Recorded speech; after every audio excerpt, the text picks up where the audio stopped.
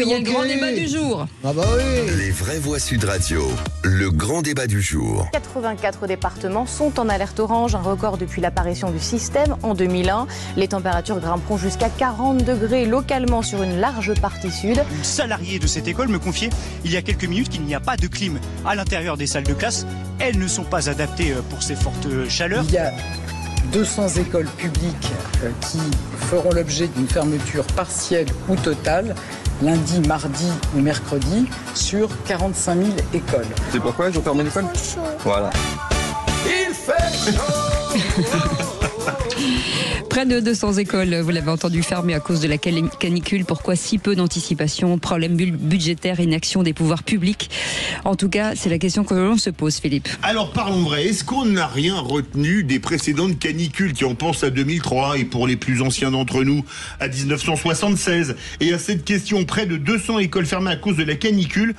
Vous dites à 53% que c'est dû à l'inaction des pouvoirs publics, à 34% à un déni de réalité et à 13% à des problèmes budgétaires. Vous voulez réagir à 5 centimes TTC l'appel, ce n'est pas un problème budgétaire, c'est le 0826 300 300. Et Rodrigo Arenas est avec nous, député LFI de Paris. Bonsoir monsieur le député, merci d'avoir accepté cette invitation. Philippe Bilger. N'étant pas un partisan farouche du Iñaka, j'ai parfois une grande indulgence pour ce qui est perçu comme de graves défaillances de la part de l'État. Certes, je reconnais que la dernière raison invoquée par Sud Radio a joué un rôle. En effet, sur le plan financier, il est clair que, par exemple, vous l'évoquez, ma chère Cécile, on pourrait avoir des climatiseurs en plus. Mais est-ce qu'il est si facile pour un État de prévoir des circonstances radicalement exceptionnelles et de pouvoir en réalité structurer un dispositif qui saurait y répondre tout le temps? C'est une question que je pose, ou bien est-ce qu'il n'est pas condamné à y répondre peut-être maladroitement, pauvrement ou coup par coup? Françoise Devoix. Vous savez, on paye tout, on paye le climato-scepticisme. Mais je vous le dis, les modélisations de ce qui est en train d'arriver, elles sont dans les tiroirs depuis 15 ans ou 20 ans. On a fait la COP 21 en 2015. Ces questions étaient déjà débattues, notamment sur comment, c'est les ONG qui disaient comment est-ce qu'on va faire court dans 5 ans ou 10 ans. Nous y sommes. Vous avez des villes aux États-Unis qui sont déjà, je pense à Phoenix en Arizona, qui sont déjà en train de réfléchir depuis des années à déménager. Vous comprenez ce que je veux dire?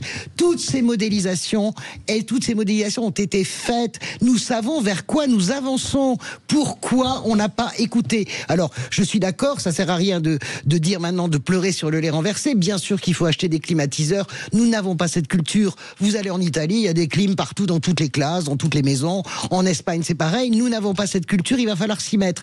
Mais globalement, moi j'en ai marre d'entendre. Je ne veux pas entendre ça. Nous payons le climato-scepticisme. Nous payons tous les gens qui aboient matin, midi et soir en disant on vous ment, etc. Ces modélisations existent, nous le savons. Et si nous n'en tenons pas compte, vous allez voir dans 10 ans, dans 15 ans, ce sera encore pire. On va avoir en plus des migrations de populations de l'Europe du Sud vers l'Europe du Nord. Les migrations en Afrique, elles ont déjà commencé. Nous allons avoir, vous avez aujourd'hui des pieds de vigne en Sicile qui ne peuvent plus pousser et qui maintenant peuvent pousser en Norvège. Vous comprenez? Mais ça, ça fait 30 ans qu'on le dit. Ça fait 30 ans, c'est pas de l'écologisme que le GIEC le dit, il est minuit moins le quart, il est minuit moins 2, il est minuit 1. Et on est là, on découvre la Lune et acheter des climatiseurs. Oui, mais non. Nous sommes vraiment indigents et indignes dans notre façon de traiter le climat. Jean Dorido. Alors c'est vraiment c'est étonnant qu'il y ait 200 écoles qui ferment. D'abord c'est étonnant qu'une école ferme, c'est un fait qu'en termes de services publics c'est un vrai problème. Et puis en même temps c'est étonnant qu'il n'y en ait que 200 qui ferment. On a quand même plus de 43 000 écoles primaires sur le territoire français. Et du coup, j'aimerais en fait en savoir davantage. Je ne comprends pas comment tellement d'établissements manifestement trouvent des solutions pour assurer cette continuité de service public de l'enseignement. Et comment ça se fait qu'il y ait 200 chefs d'établissement qui aient pris cette décision? J'aimerais comprendre davantage parce que... Petites communes, hein. Il y a plein de communes qui n'ont pas d'argent pour rénover en fait. Hein. Oui, enfin, je connais personnellement des écoles primaires qui n'ont pas de clim, qui n'ont pas d'installation particulière et qui sont ouvertes, qui accueillent les enfants aujourd'hui. Donc c'est cette différence que j'ai du mal à comprendre et qui me saisit.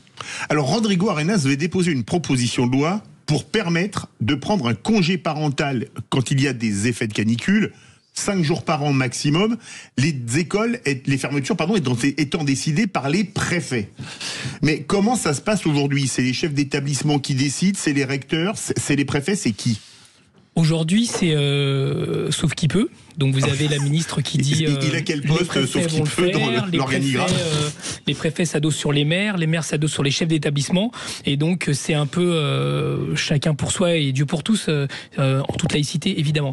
La question, c'est qu'aujourd'hui, on ne peut pas continuer sur ce braquet-là parce que, comme l'a dit Françoise Degois à l'instant, la question de la canicule l'été, des inondations à l'automne qui vont arriver, c'est-à-dire le changement climatique auquel est soumis notre pays, nécessite aujourd'hui de donner des droits supplémentaires aux parents, comme le congé qu'on a pour enfants malades. C'est-à-dire qu'on doit pouvoir permettre aux parents de pouvoir aller chercher les enfants, comme vous l'avez dit, Philippe David, quand le préfet le décide, c'est pas quand les parents le décident, c'est-à-dire qu'il y a une décision d'État, parce qu'il y a mise en danger de l'enfant.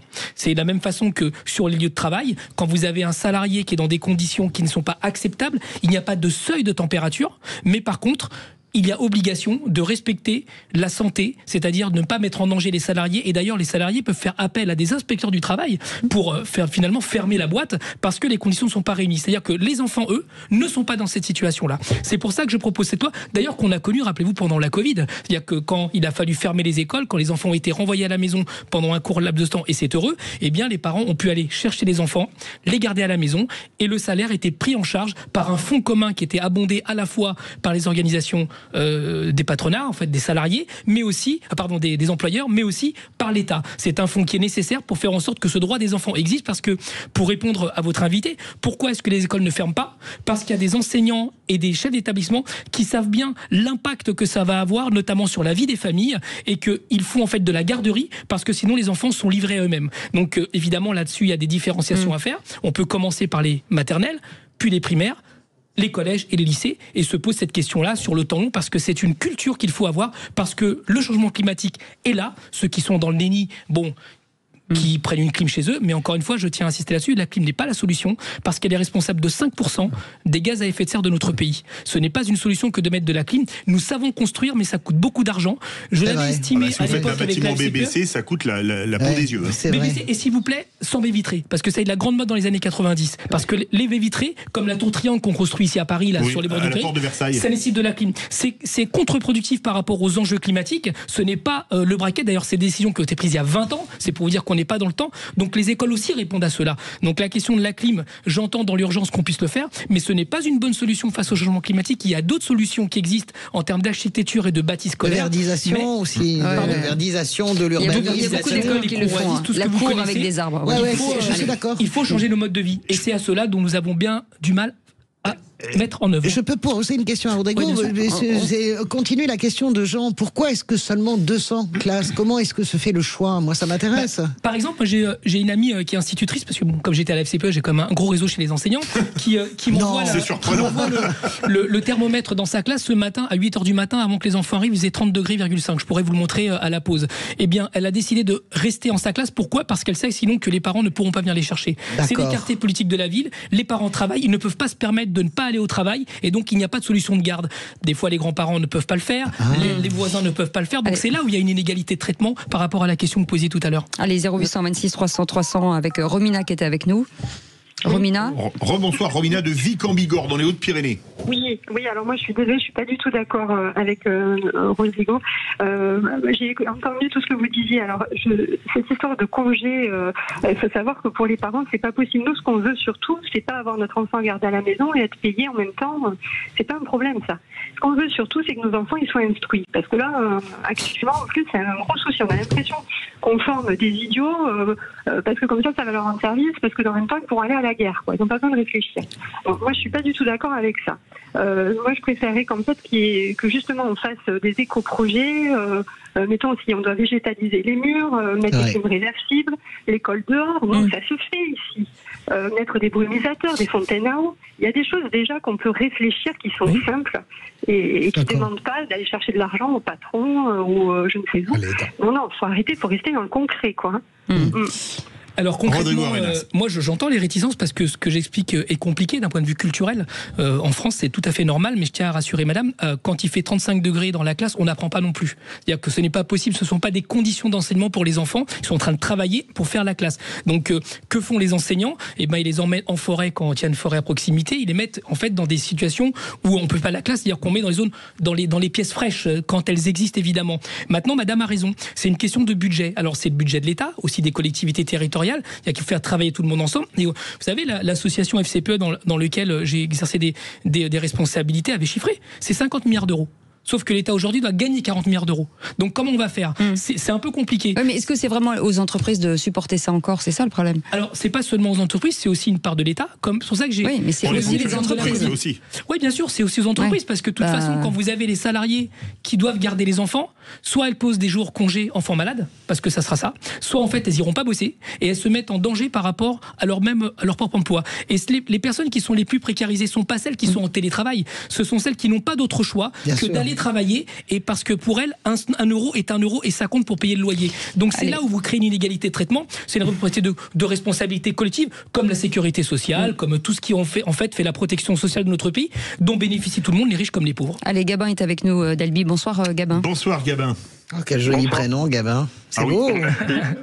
Très beau. Merci de me recevoir. On vous écoute. En fait, j'ai appelé pour réagir en entendant votre émission au début. Parce que c'est vrai que on entend aujourd'hui qu'on ferme donc 280 classes, si j'entends bien. Oui. Après, est-ce que c'est un déni ? Moi, je suis d'accord sur le fait que ce soit un déni de climatique, effectivement, parce qu'on sait très bien qu'on tend à un réchauffement. Après, par contre, je suis contre l'installation de contre. Je trouve qu'installer des climatisations, ça serait mettre un pansement sur une fracture. Commençons par utiliser de l'argent pour isoler un peu mieux nos bâtiments publics. Parce que, après, c'est une alternative, gamin. Et puis certains sont très anciens. C'est une consommation qui est quand même non négligeable. Et en plus, on connaît le prix sur le marché public. Les prix qui sont pratiqués sur le marché public, ça va revenir très cher à l'État. Et ensuite, écologiquement, c'est pas bon non plus. Et en fait, on fera juste fonctionner des climatisations dans des passoires thermiques. Restez avec nous, Gabin. Merci pour votre appel, Philippe Bilger. En fait, si je comprends bien, Rodrigo, votre solution, ce serait de laisser la main au préfet. C'est bien cela. Bien sûr, c'est l'autorité de l'État. Et vous, l'école est obligatoire en France, donc c'est l'État qui décide. Et vous trouvez que cette intervention de l'État comme ça, face à des défis, à des problèmes, il est impossible de prévoir quelque chose qui laisserait la main aux particuliers pour affronter ces difficultés qui sont tout de même extraordinaires au sens propre. Est-ce qu'il faut absolument prévoir l'intervention de l'État pour ça ?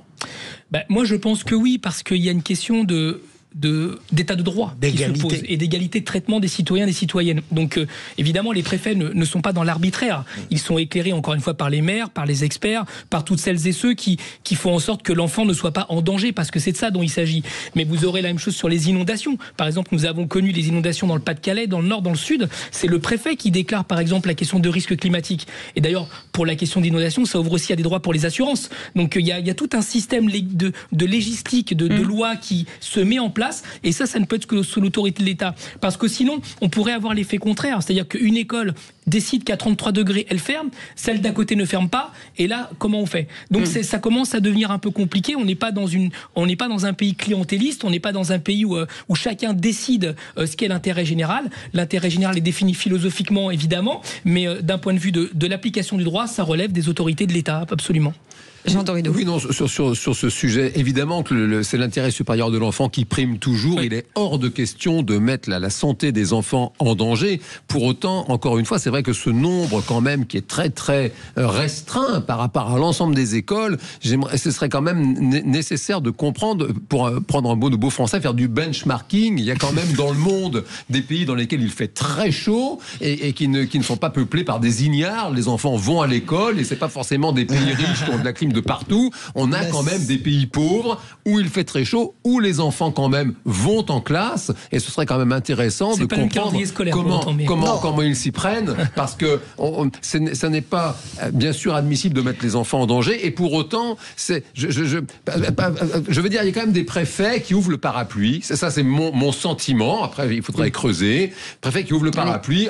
Je vais fermer telle et telle école. Comme ça, je suis sûr de ne pas avoir de problème. Et effectivement, c'est les parents qui trinquent. C'est pas satisfaisant. Les enfants surtout. Il reste 40 secondes, des amis. Juste pour dire que les pays où il fait très chaud, par exemple, les vacances scolaires sont avancées. Par exemple, en Italie, l'école s'arrête le tout début juin et elle recommence en septembre. C'est-à-dire que vous avez 3 mois quasiment de vacances. En Espagne aussi.